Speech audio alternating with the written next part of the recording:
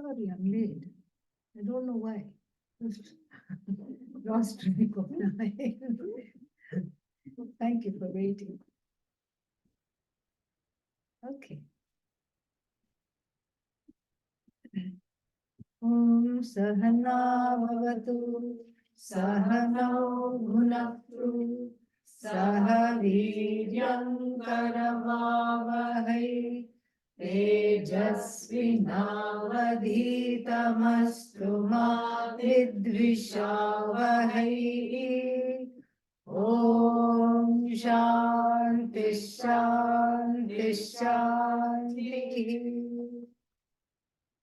Okay.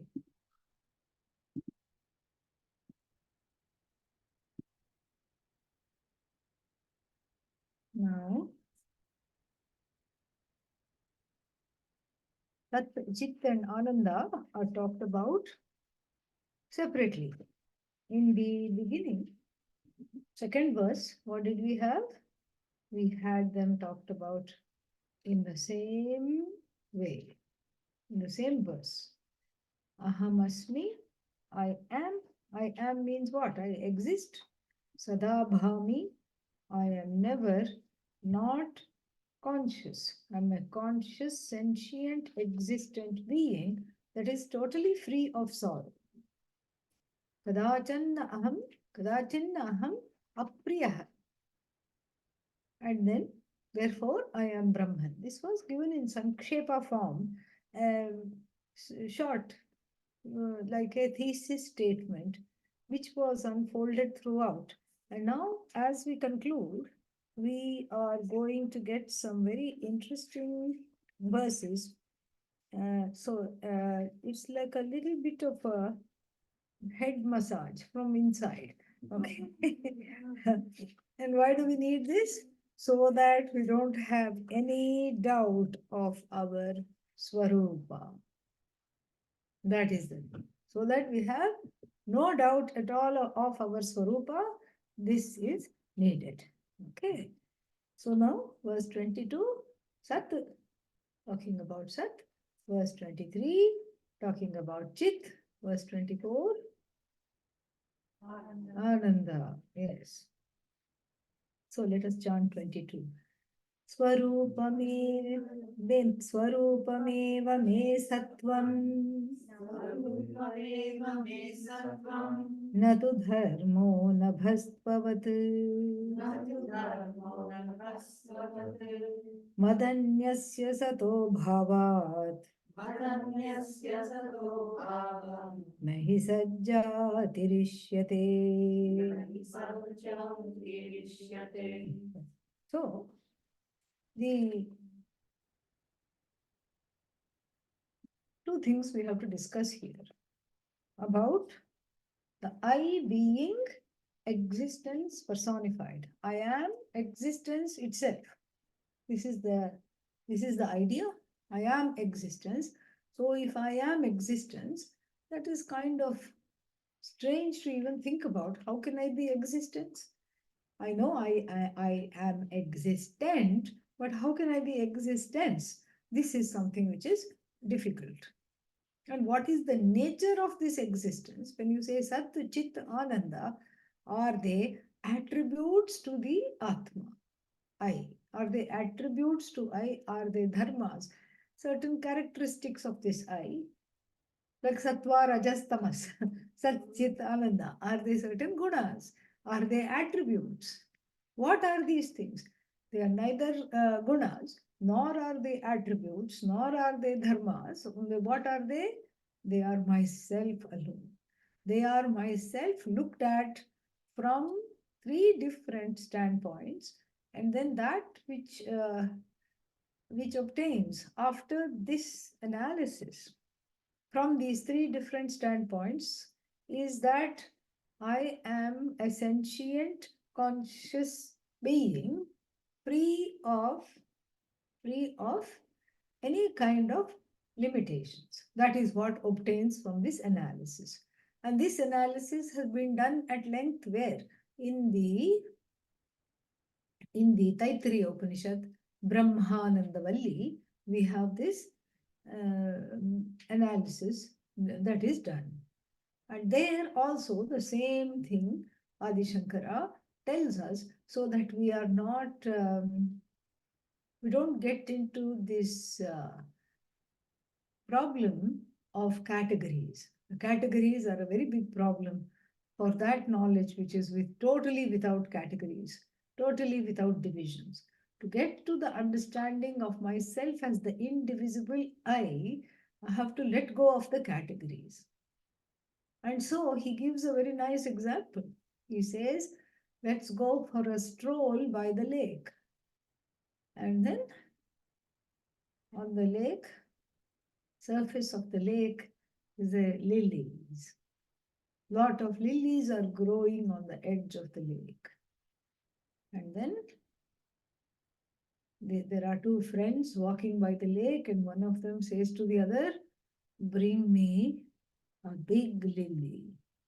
Mahat utpalam anaya, bring. There are so many big lilies. So the friend wants to make sure it's the correct lily. So the friend says, there are many big lilies. What do you want? Which big lily you want? Bring me the blue big lily. Okay. Already little bit more narrowed down. But then the friend who is going to go lily picking, the lily picking friend is again a little confused because there are many lilies that are both big and blue. So then he says, bring me the big, blue, fragrant lily. Now that clinched it. And so the big, blue, fragrant lily was brought. This is a deliberate example. How many adjectives does the lily have? Hello? Three, yes. Three adjectives. Big, blue, and fragrant. And then how many words are used to describe the Atma? Three. What are they? Sat, Chit, Anand. It's very tempting to say, okay, big blue fragrant lily, Sat Atma, and then Chit Atma, and then Ananda Atma, and make a program out of this. Very easy. Sat, Chit, and Ananda are adjectival to Atma. They are not. They are not adjectival to Atma because if they were adjectival to Atma, then Atma would become finite. It would become one more thing in the universe. And besides, an adjective, the function of the adjective is to distinguish others like itself from, distinguish a thing from others like itself from the same class or genus or species. Swajatiyebhyah visheshebhyah vyavartakam visheshanam. So the visheshanam is within a particular class. So because here we have a very nice example within the lily class. What is there? So many lilies are there. It's the same genus, species, jati. And out of this lily jati, there is big lily, blue lily, small lily, non-fragrant lily, fragrant lily, white lily, and all these things. Many lilies are there. So that's why Sat, Chit, Ananda cannot be adjectival to the eye because how many eyes are there? Blue eye. Why do you say blue eye? Because yesterday I was feeling blue. Yeah. No blue eye, no yellow eye, no green eye, no colors there, no coloration. Only one eye. So when there's only one thing, you don't need an adjective. You cannot, logically speaking, have an adjective when that which is being described is what? One. Like space. How many spaces are there? One. Yeah. If you said two, I know where the second space is. so, so one space. Here you cannot again say blue space, yellow space, big space, small space, fragrant space. You cannot say that. There's only one space. And so if you want to describe space, then you would not use an adjective. You would use a definition. You would not use an adjective because how many spaces are there? One. The last time we checked. Only one space is there. Adi Shankara gives this example also. Unlike big blue fragrant lily, yellow lily, purple lily, all these lilies, let them be in their places. Space is what? Akasha is only one. So how to describe Akasha to somebody who doesn't know anything about Akasha? We have to say Avakasha Pradatra Akasha. That which accommodates is space. What a lovely definition. That which accommodates. You keep piling things on in, it doesn't say enough. Okay, all right, little more. And we have a projection. We say empty space, crowded space. We transfer things onto space. Room space, head space. Sometimes when one is overwhelmed, I don't have the headspace for this right now. I don't have the headspace for this discussion right now. Headspace, closet space, outdoor space, indoor space, hall space. We make this. But even though we say hall is adjectival to space, it's not an adjective. It's just a description. We have made space into many, but space is actually one. That which accommodates is space. So the definition Satyam Jnanam Anantam or Satchidananda Atma, the definition of the I, is similar to, not to the lily, simply because there are many lilies and only one I, but it's more like the definition of space. And what is the definition of space? That which accommodates. And what is the definition of Atma? That which accommodates space also. That is the definition of Atma. Space is very accommodative. Atma even accommodates what? Space. And so the definition of Atma is through these three words, Satyam, Jnanam, Anantam. And the caveat is to not use it in an adjectival sense. Because the adjective is only for distinguishing other things from its same jati, same class, same category. And there is nothing in that category at all called Atma. Atma is unlike everything and like nothing. And so there is no possibility of that. If this much is understood, if the I is free of free of being many, and if the I is one, then these words are what?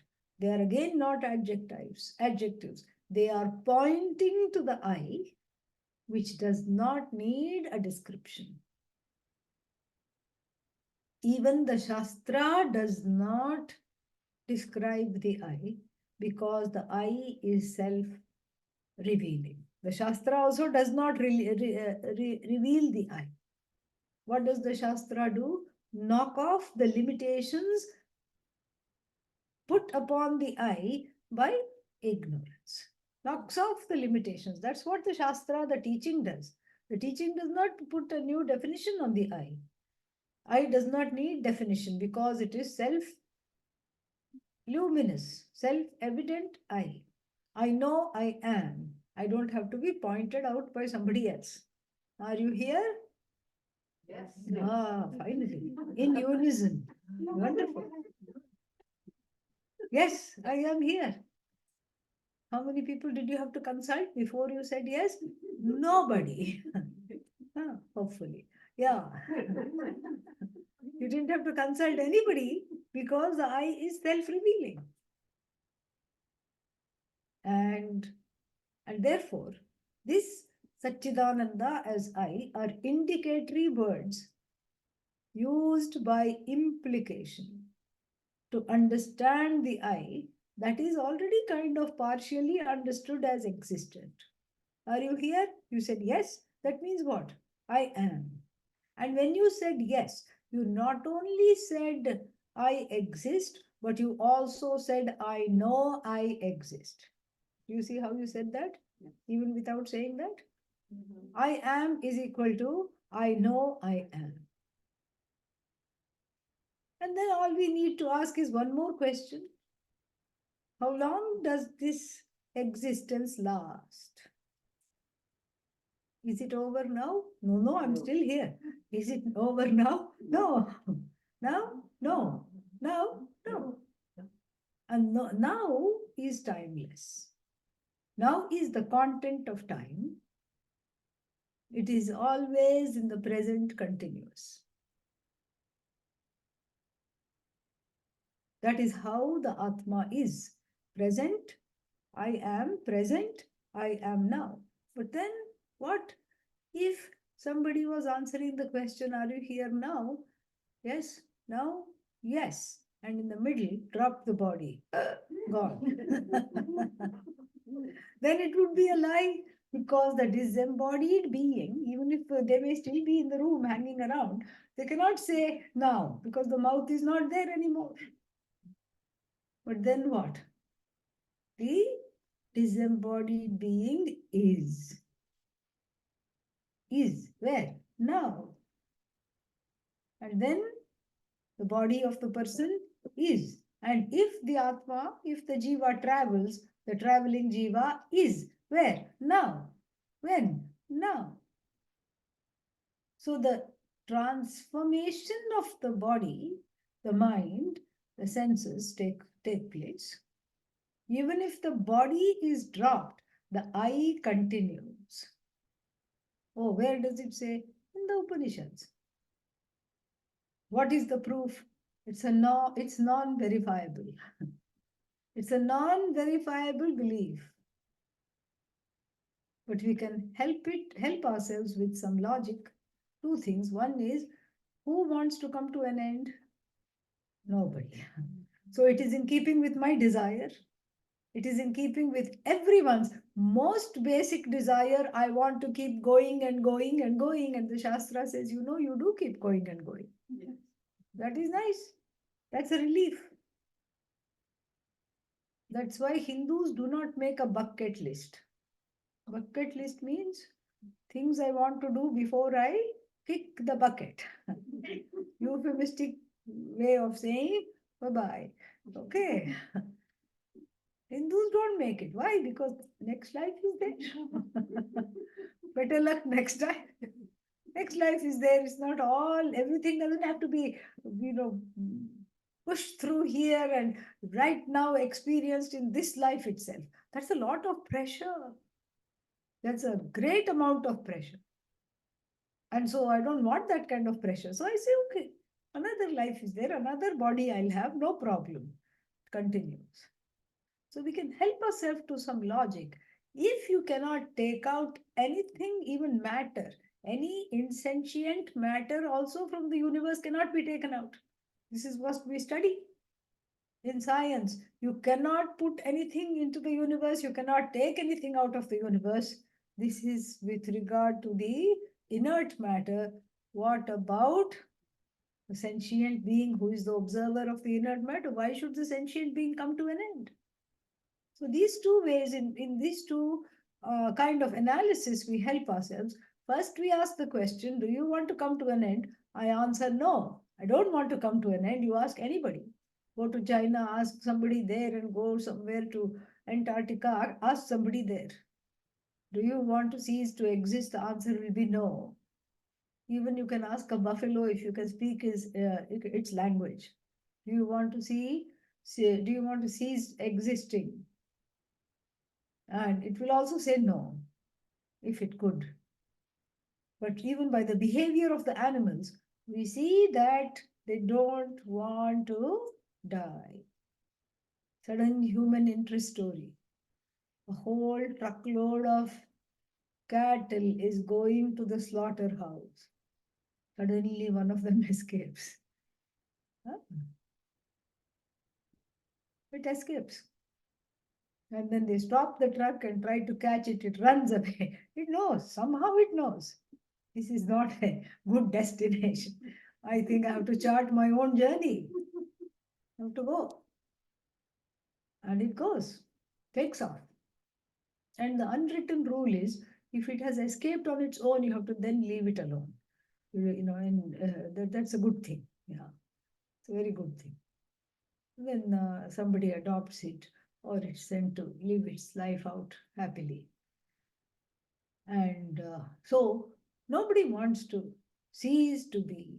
I don't want to come to an end. This is Ananda. This is Ananta. That I want to be forever, and that I want to not be in the forever. Don't want to be an entity in something called forever. I want to be myself. I want to be forever. I want to be the forever that I want to be in, if that makes sense. I want to be one with the forever. And the Shastra says you already are.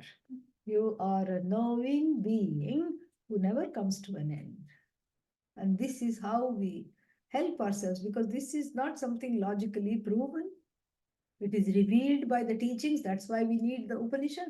If it could be logically proven, we would have gone to the, what is that? Vaisheshika Nayayika brothers. We would have gone to them. The logicians and their cousins, once removed. And we would have gone to them, but we don't go to them. Why? Because this is not something proven scientifically. This is something based on my own longing, my longing to be forever, my longing to be forever free of limitations, my longing to be happy, my longing to be unburdened of any kind of constrictions. I don't want a boss. Nobody wants a boss. So everybody wants to work from home these days. I don't want anybody breathing down my neck. Are you done? I told you to do this. Did you do that? Nobody wants that. Half the people want to work from home and the other half the people want to retire immediately. This, this is this is the status of things in the world. This itself shows I can't brook any bosses. Why? I'm the boss. I'm Ishvara. I'm the one that is there. I'm Satchidananda. And so this revelation has to be received with reverence. No other hope is there otherwise to internalize it. Reverence means, it is a certain kind of an attitude of giving this teaching a benefit of doubt. Let's see. Let's give it, not let's see as in a challenging way. I'll make sure that I'm neither Sat nor Chit nor Ananda. I'm going to fight with the means of knowledge. I'm going to fight with the pramana. Pramana 0, Jiva 1. This is not a contest. I'm not contentious here.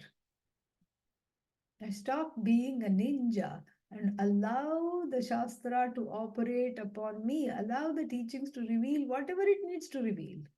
Let it reveal.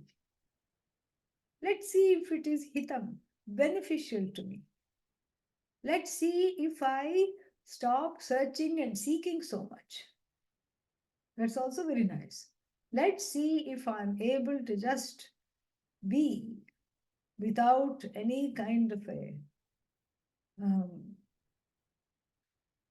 prop, needing something to put myself up. Let's see if this knowledge helps me to seek validation less and less. Let's see if this knowledge helps me to not be always in the doldrums, not always be married to a sense of want, a sense of discontent, a sense of fear, and a sense of incompleteness. Give it the benefit of doubt. And then here, in these verses,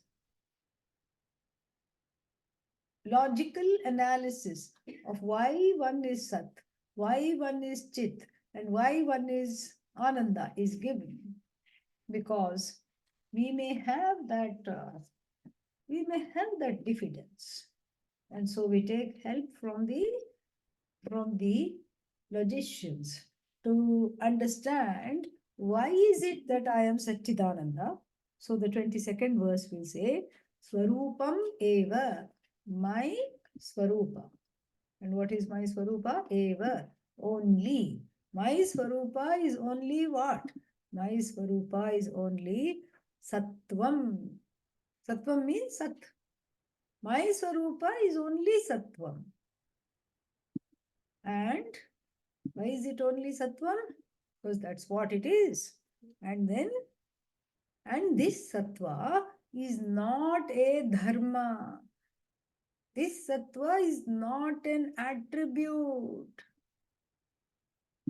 This Sattva, which we are talking about, this Sat is not this existence. My nature is that of existence, and this existence is not an attribute to me.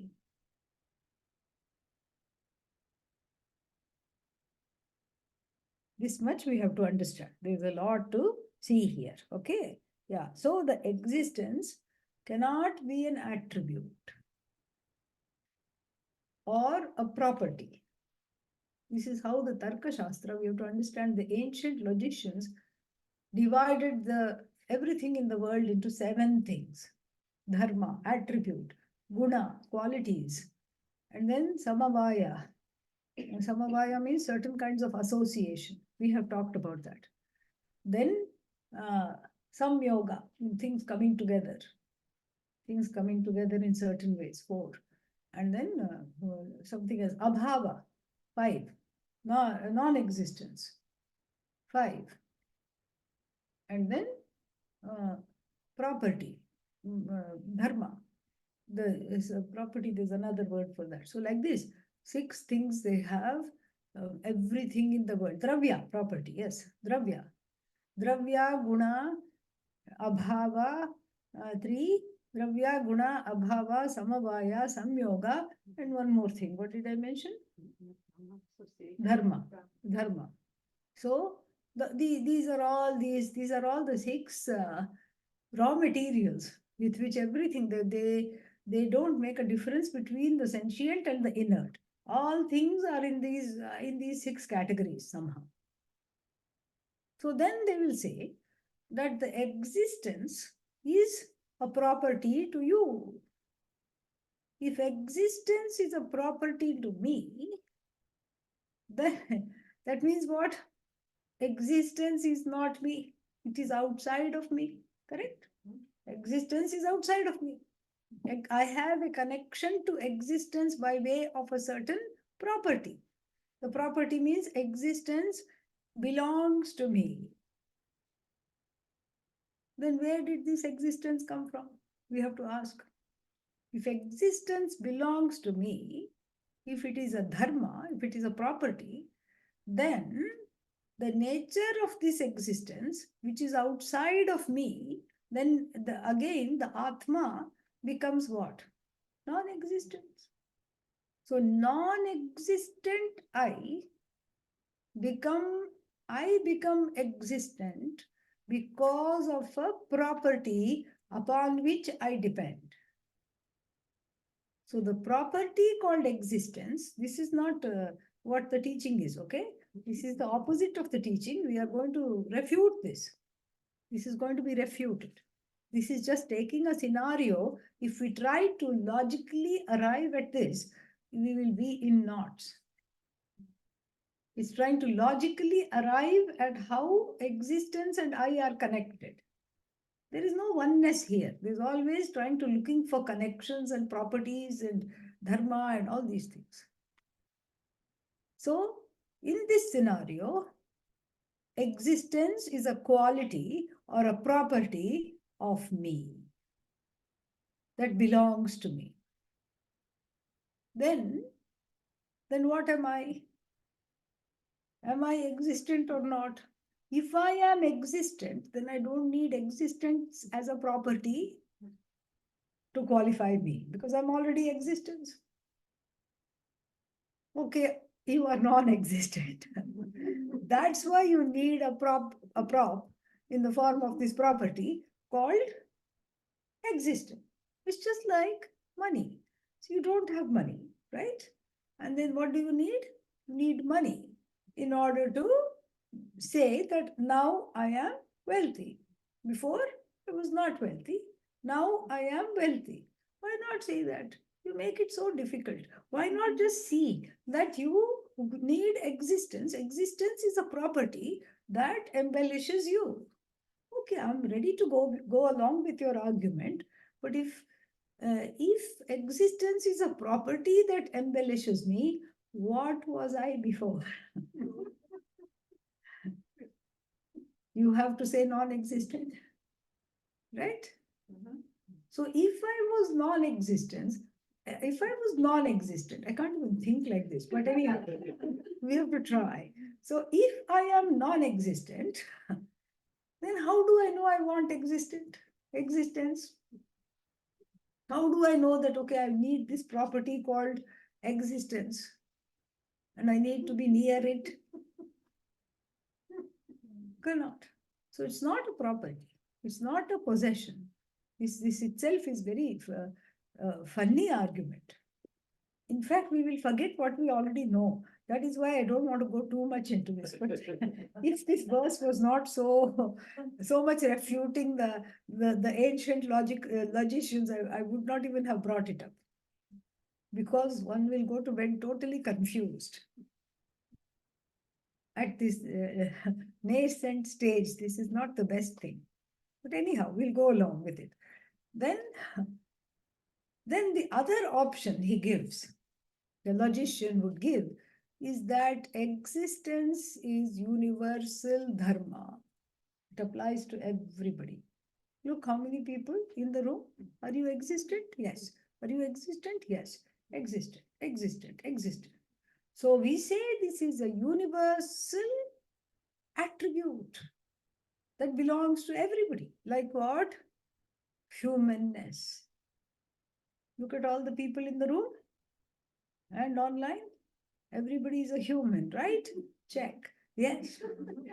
Human 1, human 2, human 3, human 4. So many human beings. So humanity is the attribute, or what is the dharma of this room. We can say that. Or we can even take something inert. Like I said, they don't make much of a difference between sentient and inert. Let's say we take the color blue. Blue book, see? Blue book. And maybe I have a pen that writes blue. Blue book, blue pen, blue seat that you're sitting on. And maybe some people are wearing blue shirt, blue pant. Maybe there's a blue wall hanging, we can imagine somewhere. So what this is blueness as a dharma, universal dharma. Blue. Same thing, your existence is also like that. Everybody has existence and everything is there, and it's the property or the attribute or the dharma. The property dharma slight difference is there, but it doesn't matter. We're not going to go into that. And so it's blue. Human. What's wrong with this? A very big glaring problem. You can say something is a universal dharma, an attribute, when there are many people having that attribute. One person is a human being, second person is a human being, third person is a human being, and then we can say, okay, humanity or humanness is the attribute that is there in this room, a universal attribute belonging to everybody in this room. Everybody is broadcasting this humanity, so it is common to all. Same thing we can say with the color blue. Blue this, blue that. So same thing. Existence, we can count. Yes? No. In order to count existence, there should be how many existence? As many numbers there are, there should be that many existences. But that's not what we say. How many existences are there? One, which is I. Aham. I'm the only thing that is the source of all existence. Everything exists. The glass case exists, mic exists, computer exists. Everything's existence depends on I because they cannot cognize themselves. I am the one that has to say this is mic. I am the one that has to say this is a pot. I am the one that has to say this is a flower. They don't advertise themselves. I'm the only one that is able to reveal my own existence and the existence of every other thing. So the existence of every other thing is not on a par, on the same order of reality as my own existence. One is Satyam, the other is what? Mithya. And then they also don't understand, if you know, when you count blue item number one, blue item number two, blue item number three, existence cannot be counted like that because existence pervades blue item number one, blue item number two, blue item number three, and the spaces in between the blue items. So existence pervades the non-blue spaces in between the blue items also. So it cannot be the property of any one particular thing in this particular way. It's not the property. So this we have to see. It's not the property. This will be said in the verse itself. This much we have to understand. So it cannot be the property. It cannot be also an attribute. It's neither an attribute nor is it a property. So Swarupameva me sattvam. So Swarupameva me sattvam means I am indeed the source of Sat. Natu dharmaha. I am. It is not the dharma. It is not an attribute. It's not the property. Because the Nyaya system of philosophy, Nyaya system is the logic system, is all about classifying, categorizing, and then having interrelationships between properties. This is not like that at all. So it cannot be a dharma, it cannot be a quality. Why? Because there is no other existence other than me. Madanyasya sataha abhavat. So there is no existence other than me. I am the one that lends existence to everything else in the universe, and I am free, totally free of non-existence. And so therefore, nahi sat. So therefore, this sat na jatihi na ishyate. It will not brook any kind of uh, multiplicity. It will not brook because it's not a jati. Like blue, big lily, etc. It's not a jati. See, this is the problem. They want to separate the things from their qualities because they will say the a particular thing is along with its attribute. You see the thing and you see the attribute, and they say the thing and the attribute are in connection with a particular kind of a connection, particular kind of a sambandha. This is the famous positing of these logicians. And then in Buddhism, there is the understanding we only see the quality. Where do we see the thing? We don't see the thing at all. The thing that possesses the quality is not there because we see the quality that keeps on changing because that thing is as good as not there. Because we don't see it, we cannot objectify it. So therefore, generally speaking, it's everything is mithya. They will use the word mithya, mithya, mithya. But then there is no satyam there. There is nothing that exists. Everything is dismissed as good as non-existent, non-existent, non-existent. And then ultimately what? That which is existent is not talked about at all. Here we turn the tables. We start with ourselves. Do I exist or not? The answer has to be yes. What if I say no? No. Are you here? No. What happens when I say that? I'm just broadcasting my existence. This existence will not shut up. Even to say, even to say that, just won't. Aham iti sakshat sakshi rupena bhasate.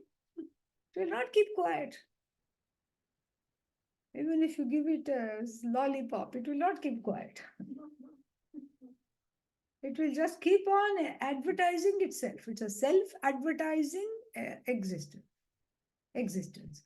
I am, I am, I am, I am. Even in sleep, the broadcasting stops. But then as soon as I wake up, the broadcasting stops. I slept so well, I slept so well, I slept so well.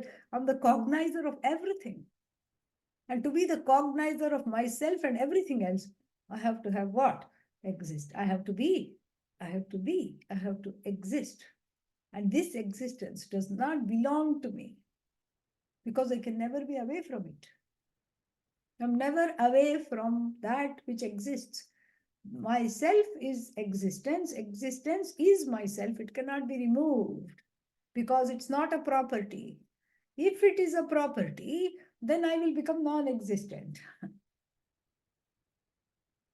If existence is a property, then we have to ask also, what is it a property of? So it is belonging to something, right? If it's belonging to me, then where did it come from? Where did existence come from? What is its truth? We have to ask that question. And then what answer we'll get? Non-existence. It came from non-existence. And that is not going to be any use for us at all. If existence has come from non-existence, then that means what is the guarantee that it will not go back to non-existence? But that doesn't happen. We know that because I know I am. It's all about self-experience. My own experience of myself says that because I exist, other things exist after me. No, there were many people born before me. We are talking of the I, not the bodies. The I in you is the I in me, is the I in everything that came before me, is the I in everything that is going to come after this body goes away. So this is the existence. And so here, madanyasya satah abhavat. Madanyasya satah abhavat. Nasat jatihi ishyate. Ishyate means it's not very, it is not, it doesn't have that expectancy. It doesn't want that. So it doesn't want that. So we see that, the qualities, the attributes of things and the substantive. We also say that they are in relationship. But then the problem comes when you try to understand that kind of a relationship with regard to the I. Existence and I, they are not in relationship. We can say the table is in relationship with wood. If we think of it like a Nayayika. What is table? Pujya Swamiji used to ask this. Let us say that which has tableness is table. That which has tableness, let us say. What is pot? That which has potness is pot. What is a tree? That which has the attribute, if you want to, if you will, of treeness is a tree. If we say, see this, that which has tableness is a table. That which has treeness is a tree. So we cannot say treeness is the property of tree. Why? Because we have already said that which has treeness is the tree. So that, what is that thing which has treeness? So treeness cannot be in the tree because we have already defined it as that which has treeness. Treeness cannot be outside of tree. How can that even be possible? Mithya. mithya. That's what it is. The nature of this existence is mithya, and so it can neither be outside nor inside. It's an as though manifestation of non-tree sat existence. So the treeness belongs to or is a manifestation of Brahman. That Brahman which is existence now in the form of tree. Very nice. That Brahman which is existent now in the form of tree, now in the form of pot, now in the form of plant, now in the form of this body, now in the form of another body, endlessly. That is what is Ananta. So this is how we have to understand existence. Because there is no such thing as non-existence, existence cannot become a property.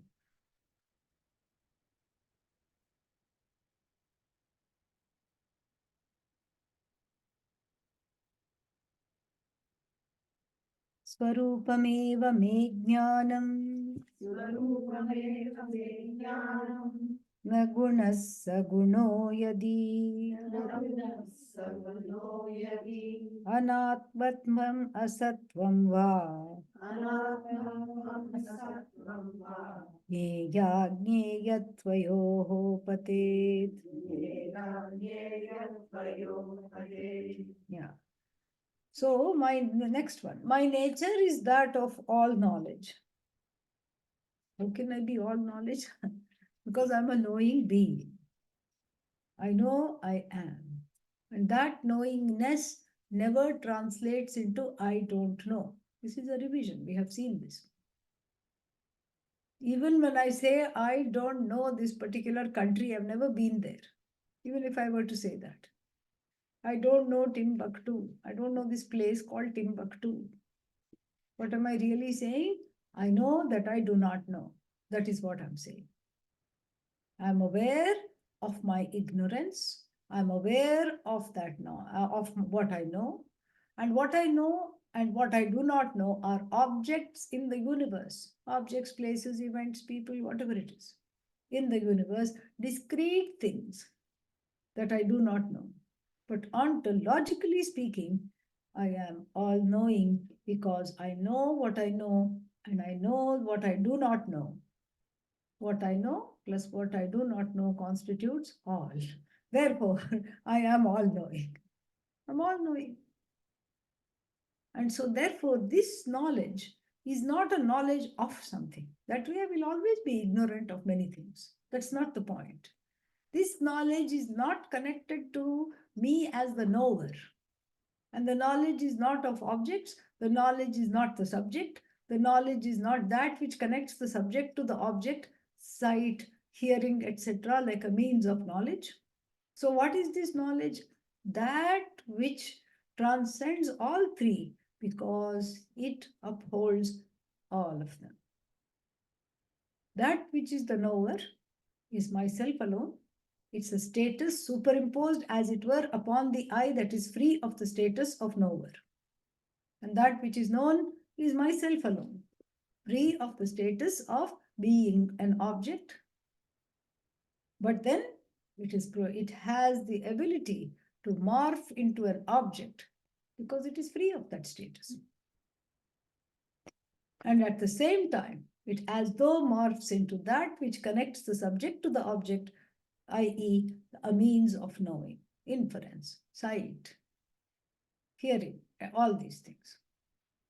So I'm neither hearer, nor knower, nor the hearing itself, nor am I the object of knowledge, nor am I the subject of knowledge. What am I? I'm all of them, and in order to uphold all of them, I cannot be any one thing. This is what we have to know. This is what we say jnanam. And so if this much is understood, let us see the logician's position. So here he says, he gives a very funny situation. 23rd verse.